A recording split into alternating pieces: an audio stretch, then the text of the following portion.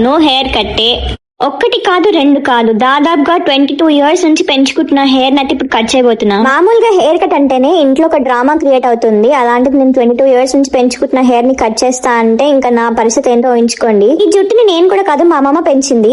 నాకంటే ఎక్కువ ఈ జుట్టు అంటేనే ఇష్టం. ఆల్మోస్ట్ 22 years నుంచి నేను జుట్టుని పెంచుకుంటూ ఉన్నాను. జస్ట్ అలా ఎండ్స్ ని ట్రిమ్ చేయడమే తప్పితే ఎంత పెద్ద హెయిర్ కట్ అయితే ఎప్పుడు చేసుకోలేదు. నేను పెద్ద జుట్లో చూసి విసుకొచ్చింది. ఎందుకంటే ఎన్ని హెయిర్ స్టైల్స్ ట్రై చేద్దామన్నా కూడా చివరికి వచ్చి ఆ పొనిటేలో లేదంటే బ్రేడో వేసుకొని వెళ్ళిపోవాల్సి వచ్చేది బయటికి. నాకు ఎందుకో ఎప్పటి నుంచి నా ఫేస్ కి సూట్ అయ్యే హెయిర్ కట్ చిన్నగా ఏమైనా ట్రిమ్ చేసుకోవాలనిపించేది. చివరికి నా 25th బర్త్డే కి నేనే ఇంకా అనుకున్నది చేసేద్దామని చెప్పి ఫిక్స్ అయిపోయి గట్టిగా కూర్చున్నాను. అప్పటికి మా వాళ్ళు ఎవరికి కూడా తెలియదు నేను హెయిర్ కట్ చేసుకుంటున్నట్టు. ఇప్పుడు జుట్టు కట్ చేసుకుంటా అని మా అమ్మమ్మతో అన్నా కూడా జుట్టు కట్ చేసుకుంటే నీ పీక కట్ అయిపోతుంది అని చెప్పి బెదిరించేది. వీడియో తర్వాత నా పీక ఉంటుందో లేదో కూడా నాకు గ్యారంటీ లేదు. బట్ నాకున్నది కూడా ఒకటే లైఫ్ కదా. సో ఇలాంటి చిన్న చిన్న మార్పులు చేర్పులు చేసుకోకపోతే మనకి లైఫ్ లో ఒక చిన్న ఎక్సైట్మెంట్ అనేది దూరం అయిపోతుందని నా నమ్మకం. ఫైనల్ గా అయితే జుట్టు కట్ చేశాను.